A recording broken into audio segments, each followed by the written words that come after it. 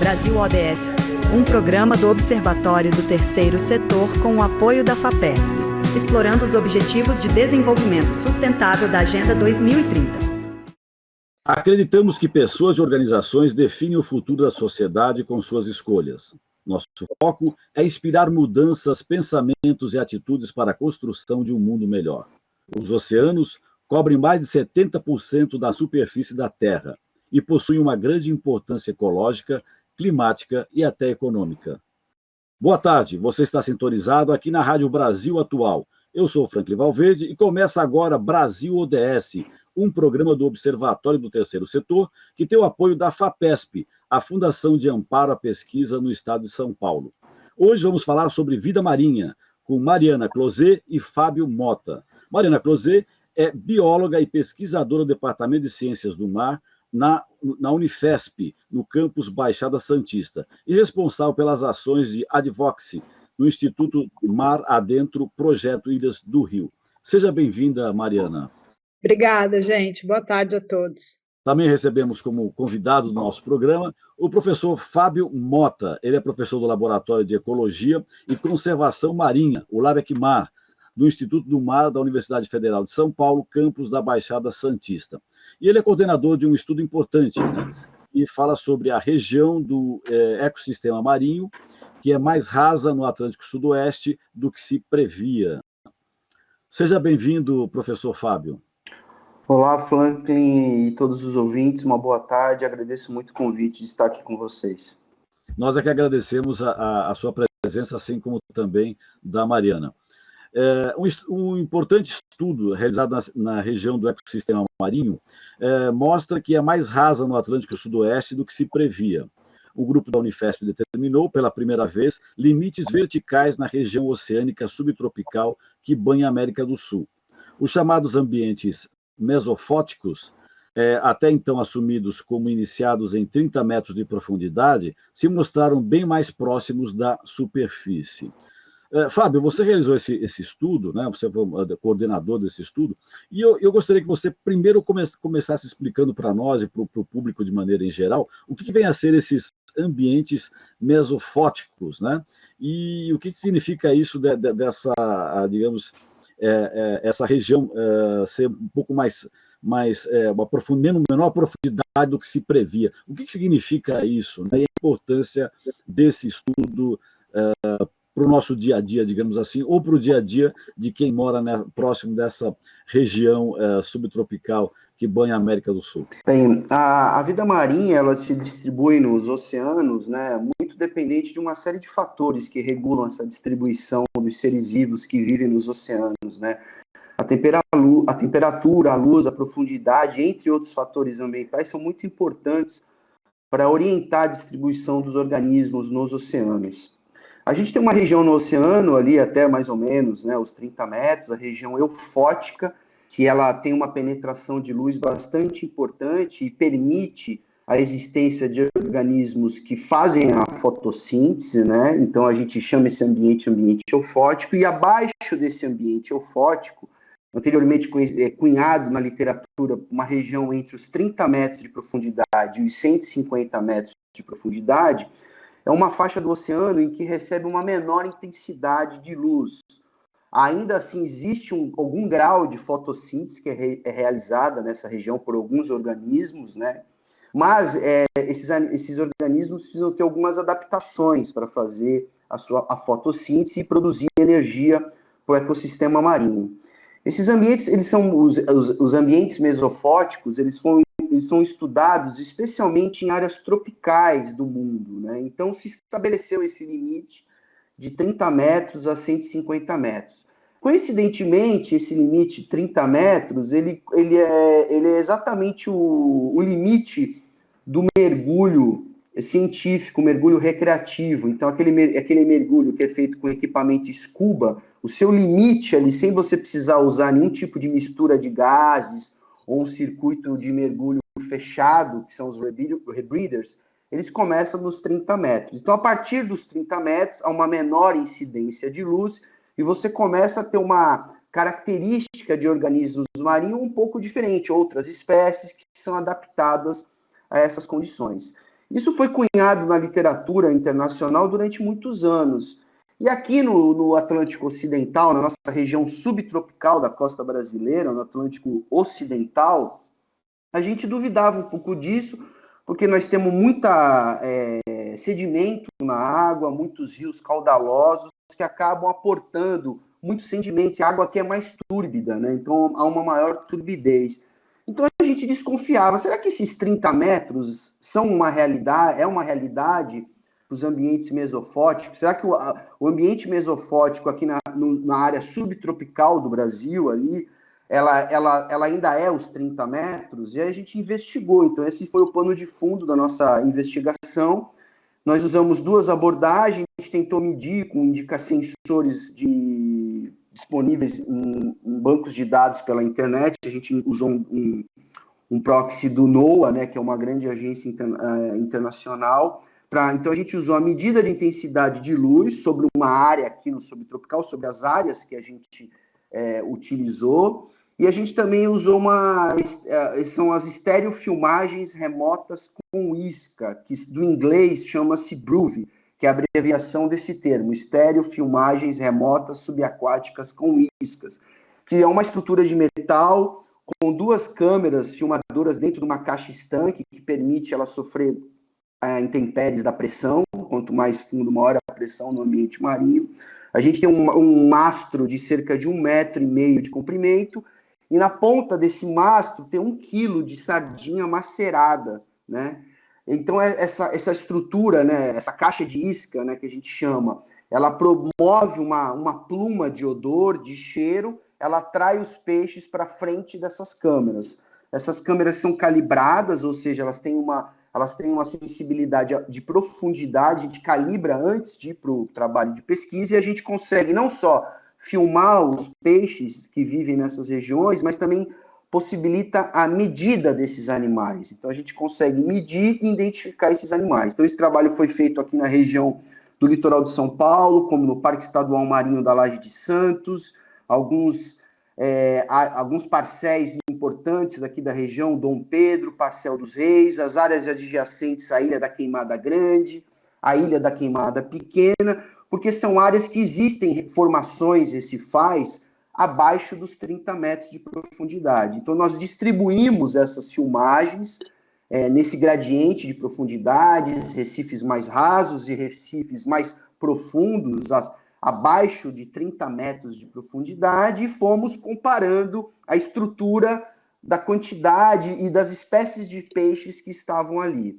Então, consorciando a luz com quem estava ali nos peixes, nós conseguimos delimitar essa área de mesofótica, que é uma área mais rasa que está cunhada na literatura internacional. Mariana, e você trabalha no Instituto Mar Adentro, né? Qual que é o trabalho que vem sendo realizado dentro do Instituto Mar Adentro? Isso. Então, o Instituto ele já existe, né, há mais de uma década. Ele tem diversos eixos que visam o fortalecimento do ambiente costeiro, marinho e dos oceanos. Fortalecimento em diversos aspectos, né, de conservação, de uso sustentável. Então, o Mar Adentro é um grande guarda-chuva de diversos projetos, e eu atuo diretamente nas ações de advocacy do projeto Ilhas do Rio. Então, a gente está trabalhando na zona costeira ali, de frente para o município, existem várias ilhas, e a ideia é que a gente consiga promover o estabelecimento de áreas protegidas, o ordenamento do uso, diversas ações em prol da conservação e do uso sustentável desses ambientes. No nível local, né, no nível municipal, né, trabalhando com o governo municipal, mas entendendo que essas ações locais, elas têm uma contribuição e um alcance em metas nacionais de conservação dos oceanos e em metas globais. Então, a gente pode falar mais sobre isso, mas na nossa concepção, a ideia de agir localmente, né, e repercutir no nível estado, no nível federal, no nível global, é bastante fundamental no nosso trabalho. Correto. Fábio, esse estudo que vocês fizeram, Quais os benefícios que podem ser apontados que ele traz? Primeiramente, se sabia muito pouco desses ambientes, aqui mesmo na região de São Paulo, uma área que reúne vários centros de pesquisa, então acessar esses ambientes, normalmente usando as técnicas de mergulho convencionais, envolve risco, né? Então você precisa usar gases em mistura para aumentar o seu tempo de fundo. Então essas áreas eram muito pouco inventariadas. Então, no primeiro momento, a gente pôde instrumentalizar os gestores dessas áreas marinhas protegidas a conhecer um pouco mais, né, de quem são as espécies de peixes que se utilizam dessas áreas, né? Então fizemos registros de espécies novas e definimos melhor, né? Então a gente sabe que o mesofótico aqui na região subtropical da costa brasileira, ele se inicia a partir dos 18 metros e não a partir dos 30 metros. Essa informação também ela pode orientar novos estudos em que você quer investigar melhor essas áreas. Em vez de você fazer aquele corte nos 30 metros, você pode distribuir a sua amostra a partir dos 18, 20 metros, que você já vai estar contemplando um novo sistema com outro conjunto de espécies, né? Além disso, o trabalho também comparou essas abundâncias de peixes e a biomassa de peixes, que é o contingente de peso, né, que as diferentes espécies podem obter, em áreas protegidas e áreas desprotegidas. E, mais uma vez, o nosso estudo detectou o efeito da proteção. No interior das áreas marinhas protegidas, a biomassa de peixe foi significativamente superior quando comparada a áreas sem nenhum tipo de proteção do extrativismo marinho. Então, também ajudou a reforçar algumas questões, né, mostrando o efeito ecológico das áreas marinhas protegidas aqui do estado de São Paulo. Perfeito, acho que a sua explicação é muito importante, porque às vezes quando o público em geral, né, o chamado senso comum, digamos assim, ouve essas pesquisas, esses estudos que são feitos, às vezes não tem a dimensão da importância do que é feito, né? E a partir do momento desse esclarecimento que você fez, a gente consegue perceber que isso está diretamente ligado na questão da proteção ambiental e da preservação de inúmeras espécies que poderiam estar sendo depredadas aí, de uma certa forma, irresponsavelmente, porque às vezes não tem esse conhecimento de que você tem que proteger determinadas espécies para que elas continuem a existir. Mariana, você é responsável pelo advocacy do Instituto Mar Adentro, né, do projeto Ilhas do Rio.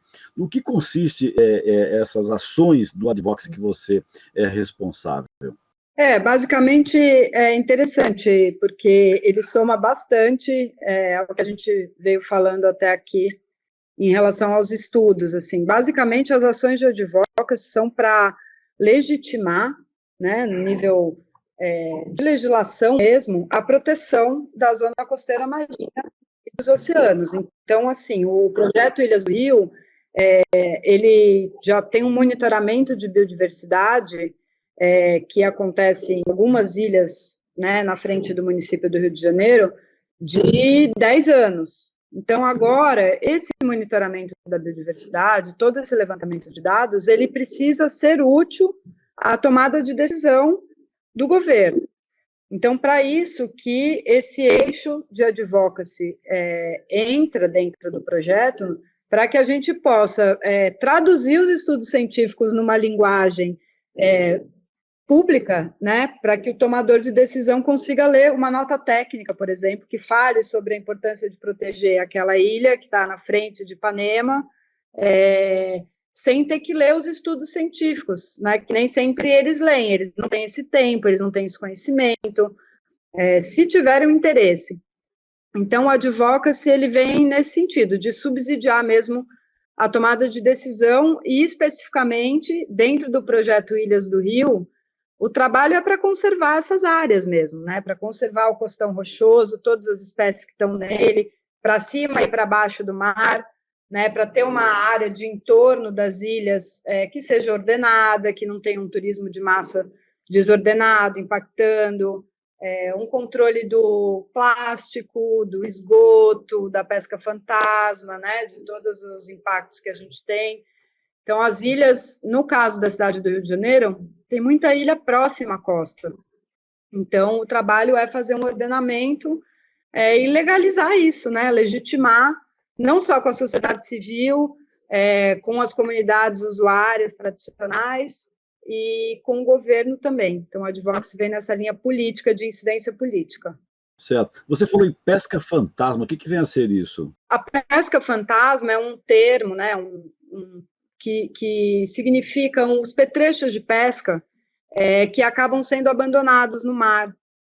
E isso é um problema muito sério, não só no Brasil, né, mas em todo o litoral, a nível global, que a gente chama de pesca fantasma. Então, são grandes redes de pesca, e aí as embarcações, de repente, essa rede, dando um exemplo aqui, né, elas engatam numa laje, e a pessoa que está dentro da embarcação acaba abandonando aquele petrecho, não consegue nem tirar, ou vai ter um custo muito grande, ou vai perder muito tempo.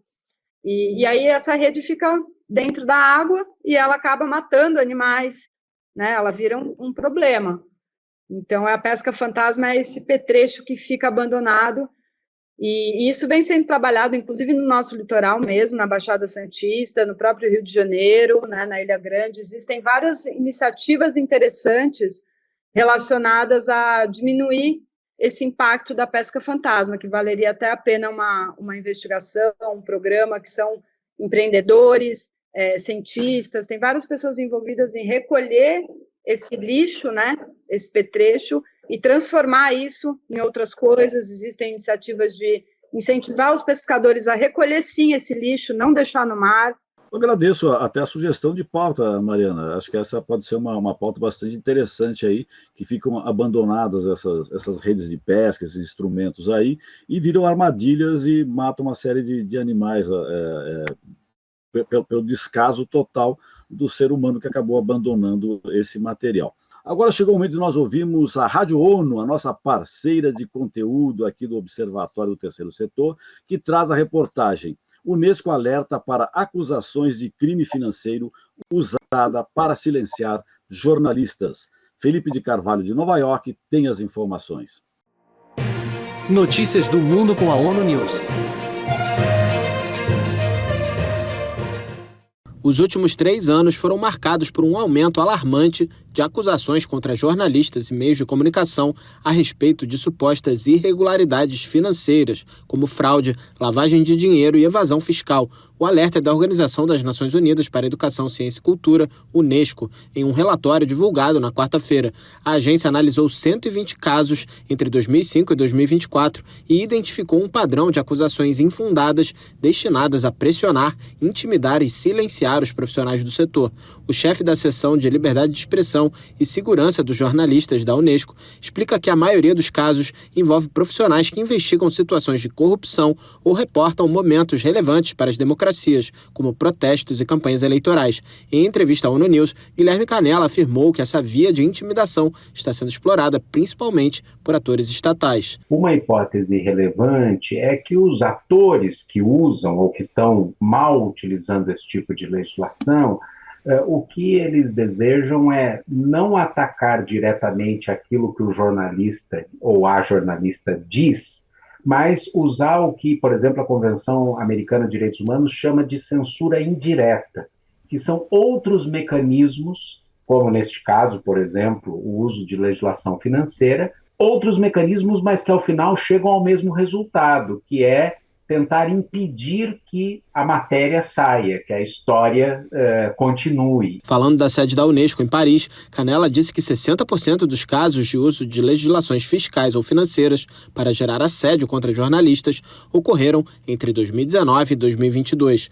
O chefe de Liberdade de Expressão destacou como uma das consequências mais graves o descrédito da profissão para criar a falsa impressão na sociedade por meio de acusações infundadas de que o jornalismo como um todo não é confiável. É importante que a sociedade esteja atenta a esses processos, a sociedade e os vários atores, incluindo os organismos internacionais, no sentido de criar esses alertas e desconfiar desse crescimento de casos contra jornalistas, especialmente quando os jornalistas estão apontando para irregularidades importantes e do nada começa uma investigação sobre lavagem de dinheiro. Algo pode estar errado aí, é importante que que a sociedade esteja atenta. O representante da Unesco também mencionou a preocupação com correspondentes estrangeiros, que em alguns contextos são acusados de serem agentes estrangeiros, que estariam envolvidos, entre outras coisas, em atividades terroristas. Canella ressaltou que esse tipo de abordagem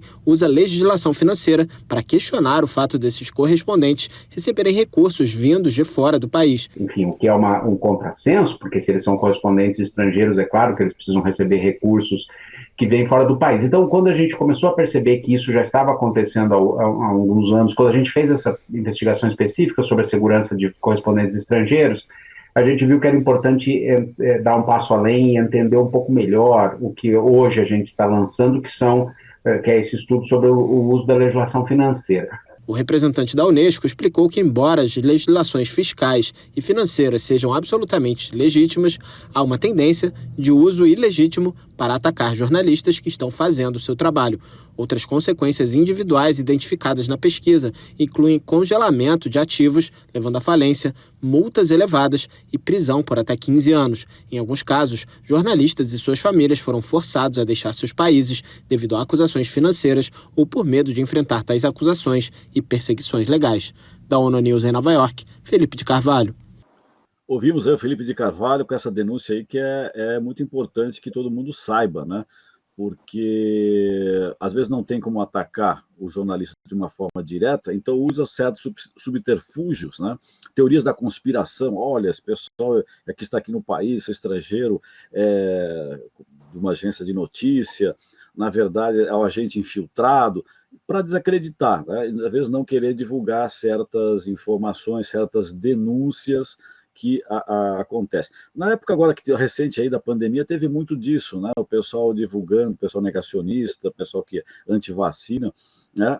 Quando era denunciado no exterior lá para mostrar o tipo de política que se desenvolvia aqui no país, né? Para desacreditá-los, então, às vezes, uma forma de tentar atacar é mostrar ou entrar com acusações de questões fiscais e tal, que às vezes acabam no final se mostrando que não são realmente reais. Mas até aí desacredita o trabalho sério dos jornalistas. Vamos agora falar com a Gabriela Chabut, que é a nossa colunista de ODS, especialista em ODS. O que são os ODS, né, para quem está nos ouvindo? São os Objetivos de Desenvolvimento Sustentável, que fazem parte do quê? Fazem parte de uma série de ações que foram estabelecidas pela Organização das Nações Unidas, a ONU, né? A chamada Agenda 2030. E a Gabriela vai conversar conosco sobre isso e vai dizer, né, o nosso programa de hoje, né, que fala sobre vida marinha, a qual ODS está vinculado.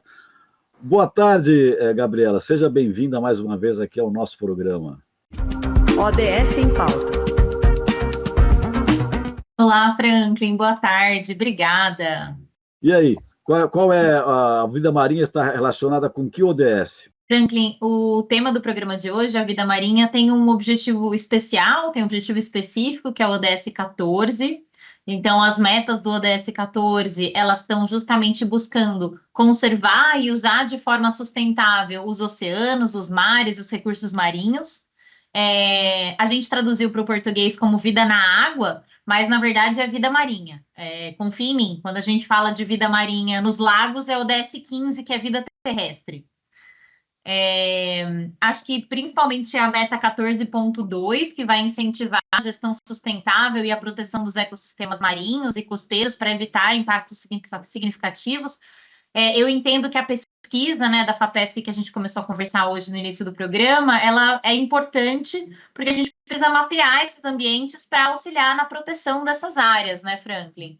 E o Brasil, de uma certa forma, está fazendo a lição de casa no que se diz respeito ao ODS 14, ou ainda falta muita coisa para fazermos, para atingirmos a meta de 2030? Olha, Franklin, com uma das maiores zonas costeiras do mundo, eu acho que o desafio é sempre, quando fala de Brasil, o desafio é sempre enorme, porque as proporções são muito grandes. Nos últimos programas, a gente tem falado sobre os relatórios do IPEA, né? Então, o Instituto de Pesquisas Econômicas e Aplicadas, ele publicou esse ano uma série de 17 cadernos, cada um falando sobre como que o Brasil está em relação ao avanço de cada um dos objetivos. E aí a gente tem, então, o caderno do ODS 14, que vai falar que a gente tem algum progresso, mas que faltam dados para a gente conseguir monitorar e implementar as políticas públicas relacionadas à vida marinha. A gente tem um impasse aí entre a opinião do IPEA e a opinião da sociedade civil, Franklin. Na semana passada, saiu o relatório Luz. O relatório Luz é a avaliação da sociedade civil sobre as metas. Então, a gente teve aí evento de lançamento, então a gente tem informações novas sobre como que a sociedade civil brasileira está considerando que o Brasil está avançando na implementação das metas. Para o IPEA, a gente tem uma meta, que é a 14.5, que fala que a gente tem que ter 10% da área marinha protegida. No Brasil, a gente tem 26% da área marítima sob algum nível de conservação. Então, a gente tem vários critérios de conservação, né? Quando a gente fala, a gente tem diferentes níveis. Em alguns casos pode fazer exploração econômica, em outros não, quando tem uma proteção integral. E o IPEA considerou que a gente bateu a meta porque tem 26,3% da área marinha sobre algum nível de conservação. Para a sociedade civil, o Brasil não bateu a meta, porque eles entendem que só vale para a contagem dos 10% a proteção integral. E aí só 2,5% da zona econômica exclusiva conta com essa proteção integral. Então, a gente tem um impasse aí em relação à avaliação de como que a gente está na implementação desse objetivo.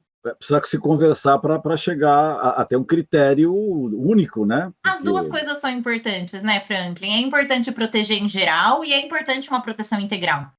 Então, o objetivo da ONU não fala qual que é o tipo de proteção, porque ele fala que tem que proteger de acordo com a regulamentação nacional de cada país. E aí, cada país vai dizer qual que é o nível de proteção, qual que é o tipo de regulamentação que vai se dar. Nós estamos quase no final do segundo bloco do Brasil ODS de hoje, e eu gostaria que você fizesse uma pergunta, uma questão para a Mariana Closet e para o Fábio Mota, né? E aí a gente já encerraria esse segundo bloco, e você também, a sua participação é sempre brilhante no nosso programa, e a gente vai para a terceira parte do nosso programa. O que você teria a perguntar para a Mariana e para o Fábio? Boa. Eu vou perguntar para a Mariana e para o Fábio.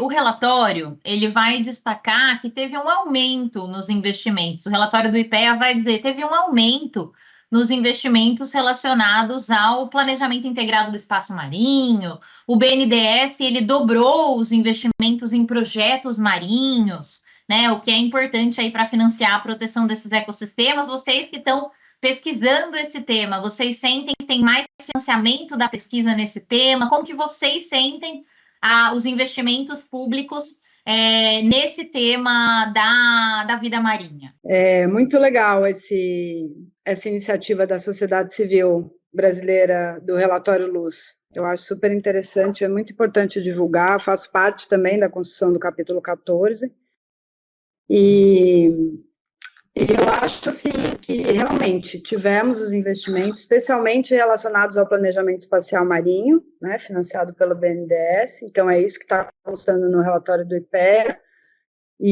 mas eu acho que falta muita discussão ainda de base, de ver qual o planejamento espacial marinho queremos. O investimento ele vai servir para que tipo de planejamento? Né? Como que a gente vai relacionar os diversos interesses da zona costeira marinha? Então, da mesma forma que a gente tem essa discussão da porcentagem de áreas protegidas que queremos ter, né, se é integral, se é de uso sustentável. Para terminar, então, assim, respondendo, passar a palavra, eu acho isso, eu acho que a gente está com investimento, a gente está fazendo pesquisa de conhecer a biodiversidade para poder agir, mas a gente precisa ainda de muita discussão com a sociedade civil e com a academia e com os usuários, né, principalmente com as comunidades que usam esse espaço, para definir a melhor forma de utilizar esses investimentos. E, Fábio, como é que você vê do lado da universidade? Há investimento suficiente para a realização das pesquisas, ou ainda estamos engatinhando, precisamos investir muito mais na área da pesquisa? Eu acho que fortalecer os investimentos para as ciências do mar e outras ciências aplicadas ao oceano, todo investimento é muito bem-vindo. Acho que no estado de São Paulo A gente tem a grande sorte de contar com a Fundação de Amparo à Pesquisa do Estado de São Paulo, que tem lançado editais importantes com essa temática. Agradeço a pergunta da Gabriela e dizer que eu concordo com o que está no relatório Luz produzido pela sociedade civil. A gente não pode pensar só em quantidade, a gente precisa pensar em qualidade de área marinha protegida, a gente precisa pensar em representatividade, a gente precisa pensar em equidade, o que essas áreas entregam, elas entregam para um segmento mais amplo da sociedade, ou elas só entregam resultados para um público menor. Então, acho que essas são questões importantes. Uma outra coisa com relação aos investimentos que a Gabriela comentou, relativos ao processo do planejamento espacial marinho, um aspecto que me preocupa muito é a gente deflagrar todos esses processos de investimento sem ter um arcabouço legal que vai aterrissar esse conhecimento que vai ser gerado. A gente tem um projeto de lei, da Lei do Mar, que traz ali todo o arcabouço teórico e político para o planejamento espacial marinho. Então, acho que esses esforços eles deveriam ser, de alguma forma, correrem em paralelo para a efetivação do arcabouço legal. Então, eu fico preocupado de a gente ter deflagrado esse processo. Ele é um processo importante, mas descolado de uma política pública que possibilite aterrissar esses conhecimentos que estão sendo gerados. Gabriela, agradeço a sua participação mais uma vez no nosso programa. Semana que vem você estará aqui de volta com mais uma coluna sobre ODS. Obrigada, Franklin. Só queria lembrar, né, que essa semana a gente teve o Dia do Servidor Público Municipal, servidor público em geral, né? Então, só lembrar e parabenizar aí todos os servidores públicos pelo seu dia aí, dia 28 de outubro, que foi essa semana, que por acaso é o mesmo dia de São Judas Tadeu, padroeiro das causas impossíveis, né? Então, acho que é, inclusive, muito temático, né? Continuemos aí, servidores públicos, foi na segunda-feira, né? Fazendo aí o impossível. Obrigado, Franklin, até semana que vem. Obrigado você, obrigado pela lembrança e por essa homenagem ao servidor público que tanto contribui para a sociedade brasileira. Vocês que, né, trabalham diretamente com o mar, né, com a vida marinha, como é que vocês veem essa situação, né, a política pública no Brasil responde plenamente essa questão dos plásticos e que acabam poluindo demais o meio ambiente, principalmente o mar? Fábio, como é que você vê isso? Como é que você, ao realizar o trabalho de pesquisa, vocês enfrentaram essa poluição? Isso dificultou a realização do trabalho de vocês na pesquisa que vocês realizaram? Não necessariamente nessa pesquisa, mas eu tenho 50 anos de idade e costumo dizer que eu sou uma testemunha ocular. Eu sou aqui de Santos, pego onda desde moleque, e é notório quando eu pegava onda de adolescente, eu entrar no mar e ficar esperando as ondas e não sentir nada arrastando nas minhas pernas. Hoje é comum você entrar no mar e você percebe, você está em cima sobre a prancha esperando as ondas e você perceber uma série de pedaços de plástico, sacolas plásticas roçando na sua perna, indo para cima da sua prancha. Então, eu costumo até discutir isso com meus alunos, né? A nossa geração é testemunha ocular desse crescimento da disponibilização de lixo plástico no mar. Isso não acontecia algumas poucas décadas atrás. Eu acho que essa política internacional é fundamental. Hoje, a poluição por plástico, ela rivaliza.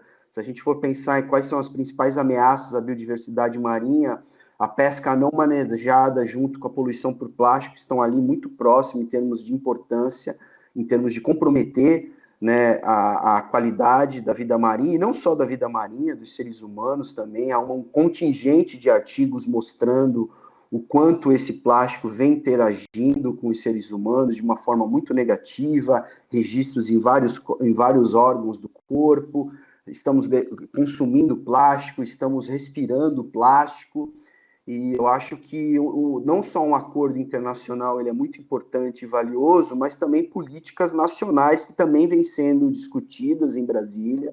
Existe uma ONG, né, a Oceana, que vem puxando aí uma política nacional para a gente lidar com essa questão do plástico, mas a gente encontra uma resistência muito forte do setor produtivo, né? Então existe aí, já ocorreu algumas audiências públicas, e eu acho super importante que essa política avance. Ela, claramente, a gente vive num país democrático, ela pode sofrer contribuições do setor, torná-la mais adequada em alguns aspectos, mas é de fundamental importância que esses dois instrumentos, tanto em âmbito internacional como em âmbito nacional, caminhassem e fossem efetivamente publicados e fossem implementados da melhor forma possível. A gente precisa, sim, de políticas que lidem com essa questão. Eu tenho uma outra informação aqui. Os oceanos recebem cerca de 13 milhões de toneladas de plástico anualmente, o que equivale a um caminhão de lixo por minuto.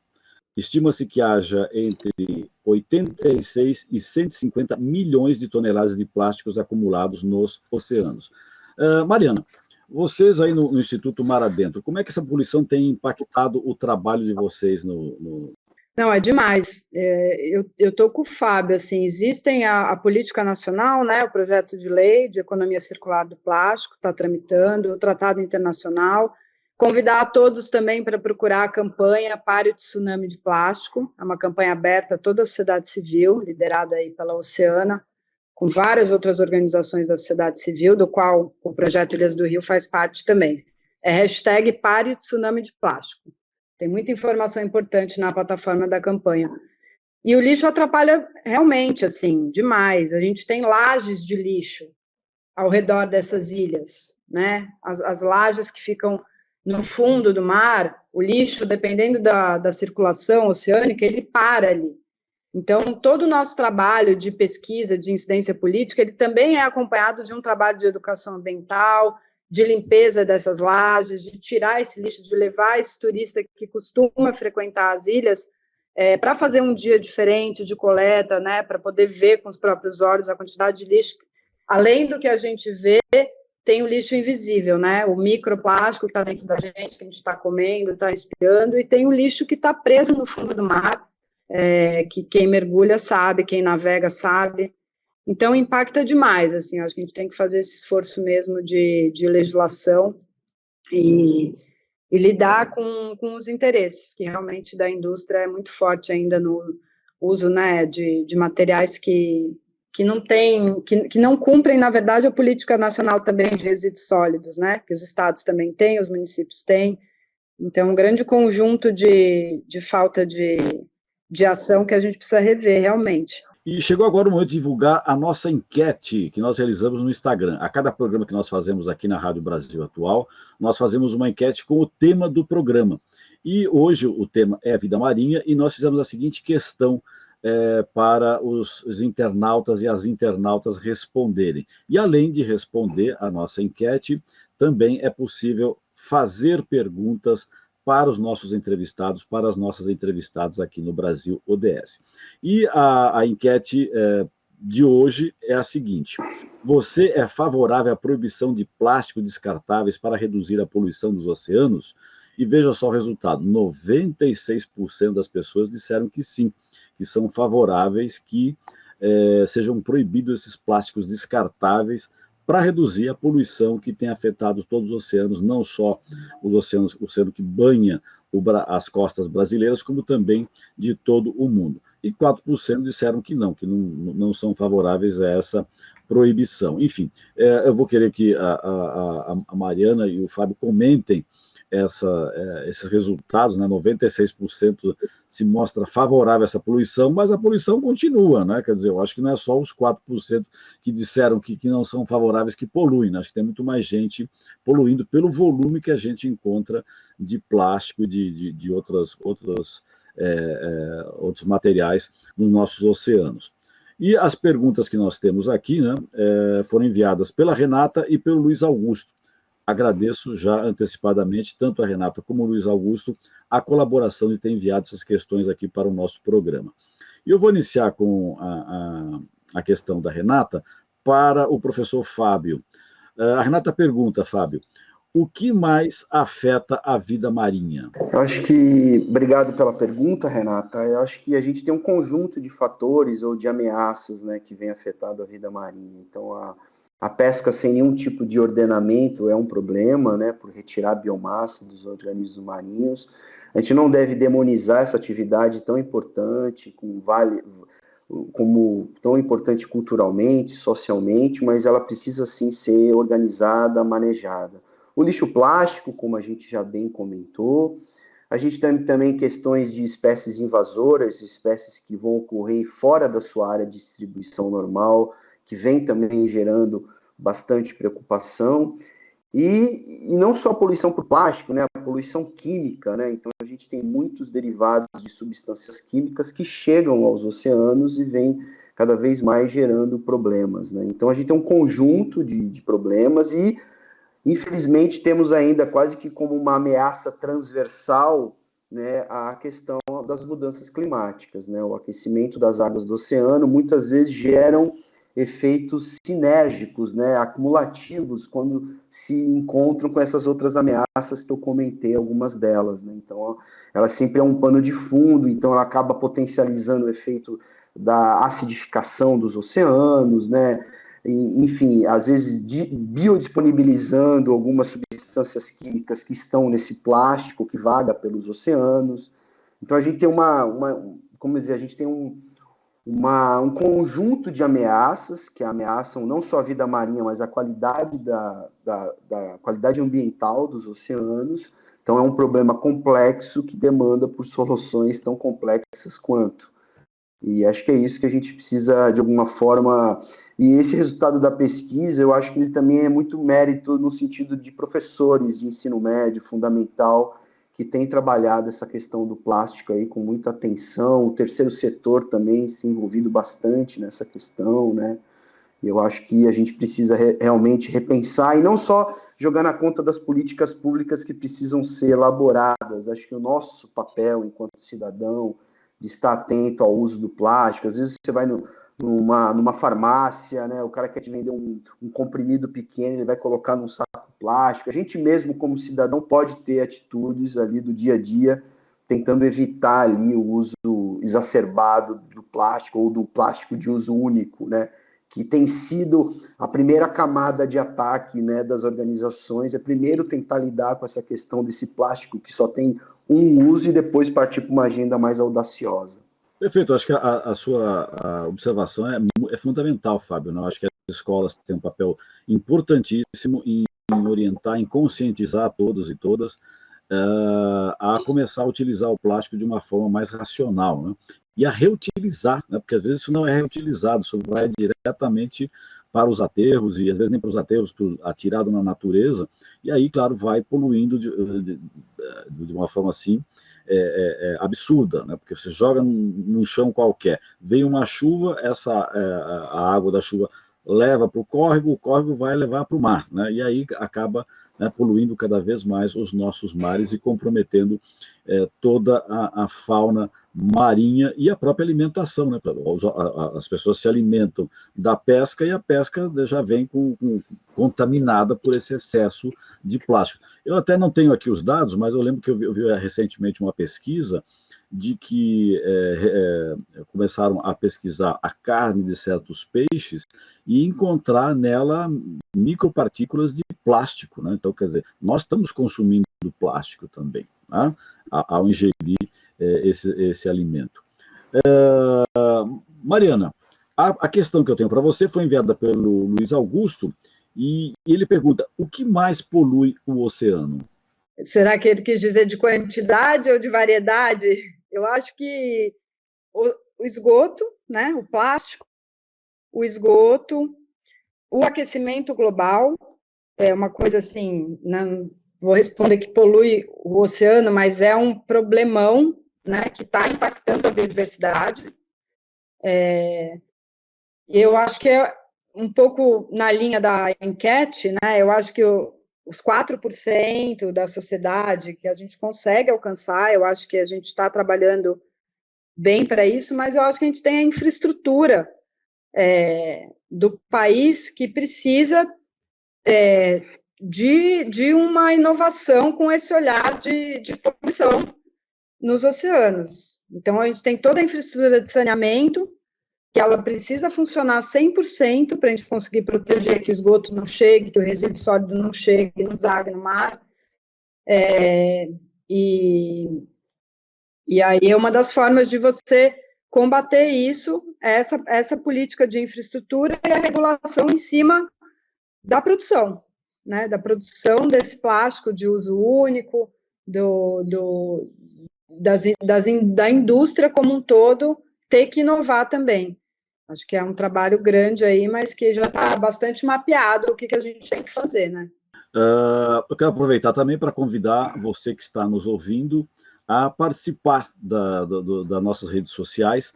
No Instagram você consegue participar das enquetes que nós fazemos lá, além de também participar efetivamente enviando questões para os programas que nós realizamos aqui na Rádio Brasil Atual. Tá? Se você quiser participar, se aprofundar mais ainda, eu convido também a você visitar o nosso site, tá? www.observatório3setor.org.br. E nas redes sociais, procure por Observatório 3 Setor, o 3 em todos os casos, sempre em numeral. Isso é fundamental. Iniciamos agora o nosso último bloco do programa.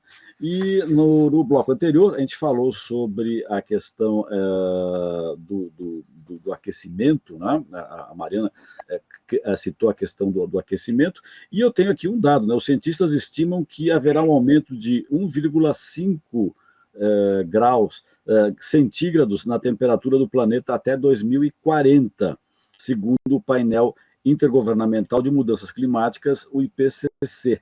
O ser humano tem 90% de responsabilidade disso. Tá? Mariana, você acha que é 90% ou é mais ainda do que 90%? Porque o estudo diz que é 90%, mas a gente percebe que às vezes tudo que está relacionado, em última instância, sempre cai na ação do ser humano, né? Acho que realmente, claro, a gente tem aí um sistema natural agindo também, né, evolução natural, mas o impacto antrópico está muito grande, ele acelerou, né, ele acelerou o tempo em que essas alterações no ecossistema podem ocorrer ou ocorreriam sem interferência humana. Então, acho que é 90% para mais, com certeza, e se tem alguém que pode tomar ações, né, para frear, para combater essa mudança do clima, é o homem também, né, protegendo as espécies, ordenando o uso. Então acho que isso é o principal, na verdade, a gente botar o pé no freio e tornar ações de combate a essa mudança do clima, muitas das quais a gente está falando aqui, né, a primeira é conhecimento, né, conhecimento da biodiversidade, e a segunda é a proteção e uso sustentável. Fábio, você como professor, o que a escola pode fazer para conscientizar? Já faz alguma coisa, mas acho que ela poderia fazer até mais. O que ela poderia fazer para ampliar essa conscientização dos alunos e das alunas? Né? Porque a gente conscientizando as novas gerações, com certeza nós teremos uma perspectiva melhor para o futuro de proteção do meio ambiente e, claro, especificamente no caso do tema que nós estamos abordando hoje, da vida marinha. Franklin, eu acho que o desafio é grande, e até mesmo nessas projeções, a gente tem que lembrar que muitas vezes a gente já ultrapassou algumas projeções de alguns anos atrás ou décadas atrás, né? Hoje, os cientistas têm falado da ultrapassagem dos pontos de não retorno, né? Então, a gente não só temos que pensar em agendas de enfrentamento para lidar com o problema, para reduzir o impacto do problema, mas também se adaptar ao problema, porque, infelizmente, a gente já ultrapassou alguns limiares e às vezes a gente precisa ter uma agenda de adaptação a isso, porque as coisas, infelizmente, aqueles cenários de piores, eles vão acontecer, pelo menos é o que está posto aí por muitos cientistas. Com relação às escolas, acho que eles já fazem um trabalho importante, mas acho que a gente vai... Eu ainda volto num passo atrás, eu acho que mais do que trazer uma receita, uma sugestão, é a valorização do profissional que está ali interagindo com as crianças, com os jovens. Acho que a gente ainda tem que caminhar muito no papel de valorização desses profissionais e de toda a estrutura escolar, né, de colaboradores, toda aquela retaguarda de orientadores pedagógicos, de gestores das escolas. Eu acho que isso é um papel importantíssimo, é uma profissão que precisa ser muito valorizada, né? Então, acho que a escola tem um papel fundamental nessa mudança de comportamento humano, né? E também, e acho que pensando nessas pessoas no contexto da universidade, quando a gente fala de todas essas ameaças, né, a gente também tem que dosar um pouco a nossa fala, porque, de fato, é muito prejudicial é catastrófica, mas a gente também tem que trazer uma dose de otimismo também, né? Senão as pessoas vão para casa e não querem mais assistir a aula de conservação marinha, porque não se vê aonde não vem ali uma luz, né, a buscar. Então, acho que é importante mostrar, como bem a Mariana colocou, se nós nos levamos a esse problema, certamente são as novas gerações, por meio de desenvolvimento tecnológico, avanço do conhecimento, que vão poder, de alguma forma, lidar com esses problemas. Então, acho que eu acredito ainda, eu tenho fé na humanidade, eu acho que a gente, de alguma forma, às vezes o avanço da tecnologia, de redesenhar a matriz energética, acho que a gente precisa confiar essas pessoas, a gente precisa de otimismo também, né? Se a gente só falar da conservação dos oceanos, só trazendo essa parte muito negativa, a gente acaba ficando numa inércia, né? Então é importante a gente trazer a realidade, que ela é muito importante, mas também trazer, além do obituário, né? A gente precisa pensar em soluções, instigar jovens pesquisadores, jovens pesquisadoras a estarem dispostas a enfrentar esses problemas tão importantes. Chegou a hora de nós ouvirmos os destaques da semana. Vamos conferir quais foram as principais matérias no site do Observatório. Lucas Neves, lá da redação, tem as informações. Olá, meu nome é Lucas Neves, eu sou jornalista aqui do Observatório do Terceiro Setor e agora eu vou contar para vocês quais foram algumas das notícias de maior destaque do nosso site na última semana. Trabalho de organizações sociais pode prevenir evasão escolar. É o que aponta o especialista. Brasileira recebe prêmio global da ONU de assistência para refugiados. A organização Child Fund Brasil lança a campanha nacional Aposte nas Crianças. IOSCs lançam 8º relatório Luz da sociedade civil para a Agenda 2030 da ONU, em Brasília. Estes foram alguns dos principais destaques do nosso site na última semana. Você confere essas e outras matérias na íntegra acessando observatório3setor.org.br. Lembrando sempre que o 3 é em numeral. Um abraço e até a próxima semana. E nós estamos chegando ao final do nosso programa, né? Eu gostaria que vocês fizessem um comentário sobre esse projeto, que já existe há tanto tempo, um projeto de sucesso, né? Que é o projeto Tamar, né, que está diretamente ligado à questão da vida marinha, e inclusive se vocês pudessem dizer assim, olha, que tipo, outros projetos poderiam surgir, além do projeto Tamar, de proteção da vida marinha. Sim, um projeto muito importante, emblemático, né? Eu diria que deu visibilidade mesmo à fofofauna, como as pessoas costumam chamar, e muito investimento e muito monitoramento. Então, acho que a grande lição do Tamar para nós é a importância de se fazer um monitoramento para conhecer essas espécies, né, que eram invisíveis, e hoje elas não são mais. E esse tipo de projeto, ele precisa se desdobrar para várias espécies, né, com certeza, sair do âmbito das tartarugas marinhas para todas as outras espécies. A gente precisa ter esse tipo de monitoramento, de marcação, de trabalho em conjunto com as comunidades de pesca, enfim, então tem muito por aí. Eu vejo, né, trabalhando no projeto Ilhas do Rio, a gente está em parceria com vários projetos de avistamento de baleias, de golfinhos, outros projetos relacionados também à conservação dos quelônios, né, das tartarugas. São projetos que ajudam a monitorar a fauna de aves marinhas também. As ilhas são locais muito importantes, né, para as aves poderem botar seus ninhos para se reproduzir. Também tem espécies bem emblemáticas ali no litoral do Rio. E é isso, assim, acho que o mais importante de tudo desses projetos é o monitoramento. Eles precisam de muito investimento, são projetos caros, né, você poder monitorar esses animais em toda a extensão de litoral que a gente tem, então é preciso investimento também. Mas sem esses dados a gente fica de mãos atadas para poder levantar a importância da conservação dessa biodiversidade. Não, eu acho um projeto primoroso aí, só que é interessante a gente lembrar, são projetos de 40 anos, né? Então, se a gente pensar, a gente tem um aprendizado acumulado aí de 40 anos. E eu acho que o mais importante, o que o Tamar traz, na sua essência, que eu acho que se não o projeto Tamar perdeu, mas de uma forma geral a conservação marinha não vem perdendo, mas acho que é importante jogar luz para isso.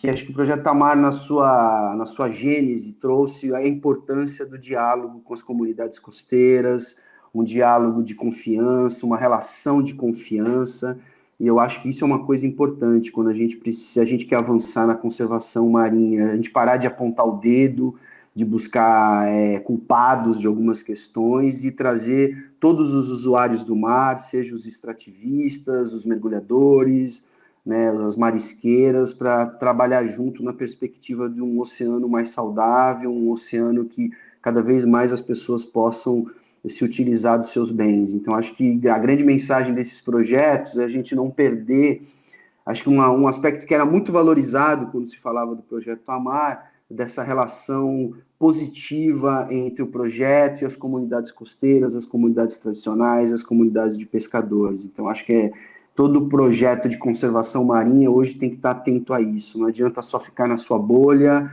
preocupada com a sua espécie principal. Claro que é importante, ela é o fim do projeto, mas a gente saber que a gente precisa de uma colaboração aí de muitas pessoas, de muitos usuários do mar, e acho que a gente precisa, cada vez mais levar essa mensagem.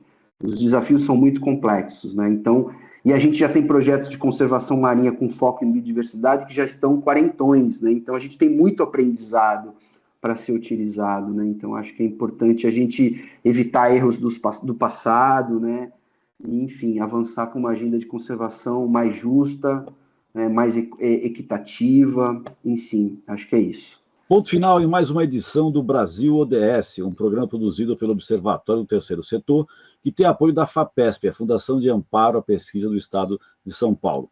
Agradeço a participação de bióloga e pesquisadora do Departamento de Ciências do Mar da Unifesp e responsável pelas ações da Advocacy, do Instituto Mar Adentro, Projeto Ilhas do Rio. E também Fábio Mota, que é professor do Laboratório de Ecologia e Conservação Marinha, a LUCMAR, do Instituto do Mar da Universidade Federal de São Paulo, a Unifesp, no campus Baixada Santista.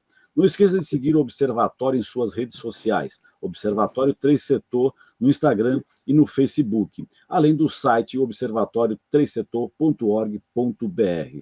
Em todos os casos, o 3 sempre em numeral. Na próxima terça-feira, às 16 horas, ouça o nosso programa Perspectiva, com assuntos importantes da atualidade e do terceiro setor. Ficamos por aqui, sempre na luta por uma sociedade mais justa, solidária, sustentável e tolerante. Até o próximo programa.